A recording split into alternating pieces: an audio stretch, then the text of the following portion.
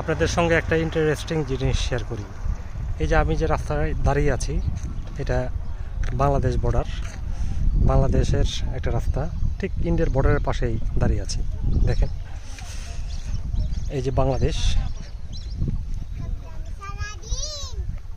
ঠিক এই পাশে ইন্ডিয়া। আমি ঠিক ইন্ডিয়াতে এখন এই মুহূর্তে। এখন আরও মজার বিষয় হচ্ছে এই যে কাঁটাতারের বেড়া, এই কাঁটাতারের বেড়া, এটাই ইন্ডিয়া।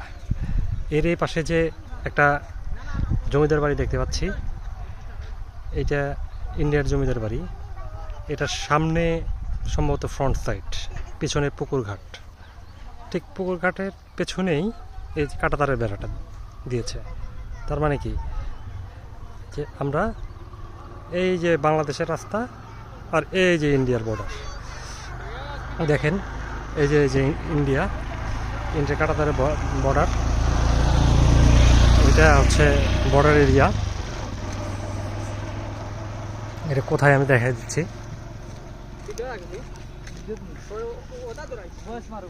ওই যে ইন্ডিয়ার লোকজন হাঁটাচলা করতেছে, ওই তো ইন্ডিয়ার গাড়ি, ইন্ডিয়ার লোকজন। ওই যে ইন্ডিয়ার পোলাপান ছেলেপেলে ক্রিকেট খেলা খেলছে। আর এই পাশে হচ্ছে যে বাংলাদেশের চেকপোস্ট। দেখেন, অনেকেই ঘুরতে আসছে।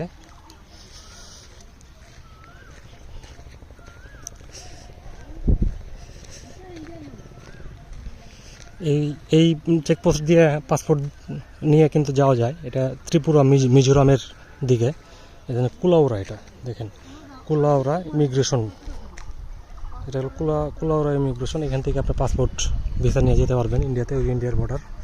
আমি ভিতরে গিয়েছিলাম, ওই গেটের ভিতরে, কিন্তু ছবি তুলতে নিষেধ করেছে বলে করিনি। ওই দেখেন ইন্ডিয়ার লোকজন কীভাবে খেলাধুলা করছে, ইন্ডিয়ার বাচ্চারা, ওরা ক্রিকেট খেলছে। এটা জমিদারি এরিয়া ছিল। এটা দেখে বোঝাই যাচ্ছে বিভিন্ন জমিদারের স্থাপনা। এটা সম্ভবত একই জমিদারের মধ্যে ছিল, আমরা যেখানে দাঁড়িয়ে আছি আর ইন্ডিয়ার এই বর্ডার। দেশভাগের সময় এটা বাংলাদেশের মধ্যে পড়ে গেছে এই পাশটা, আর জমিদারের বাড়িটুকু ইন্ডিয়ার মধ্যে রয়ে গেছে। ঠিক কোন জমিদার বাড়ি আমি জানি না।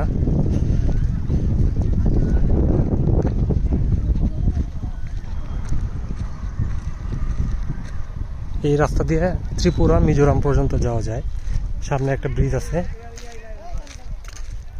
সুন্দর এরিয়া।